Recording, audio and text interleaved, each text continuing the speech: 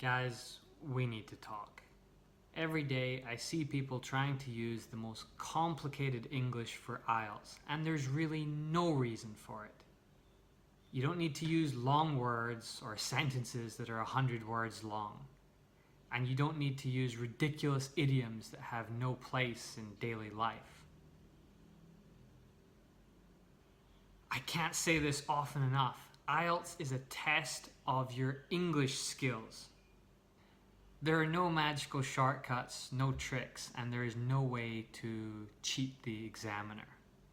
If you can't speak English well, there is no way that you can fool the examiner into giving you a higher score because you used some really long words. One finds preferential the nocturnal habit of engrossing oneself in yarns printed upon papyrus between hardback covers due to the transcendent poignancy of the experience. There are a lot of lazy and stupid people out there who want to sell you courses or make you watch their YouTube videos. And they will promise you that they know some secret words that will help you get band 7 or 8 or 9. Or 6 good vocabulary or great words in English, and then that's the mantra of scoring good marks.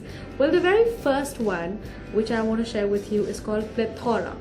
Plethora means a lot of stuff, right? Now this word plethora,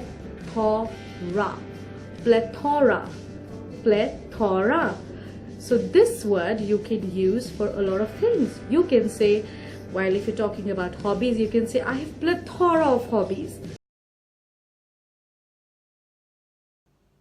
But none of it is true.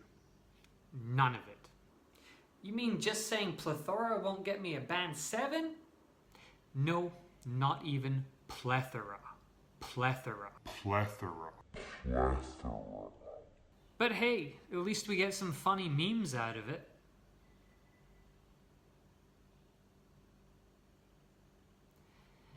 Is it funny? Yes. Is it true? No. So please, don't fall for the lies, and don't try and take the easy way out. Learning English takes time and effort. You can't just do it as quick as it takes a dog to lick a dish.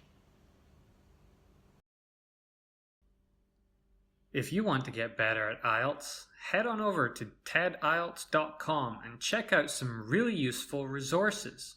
It's honest, it's helpful, and it will give you a good chance of getting the IELTS score you need.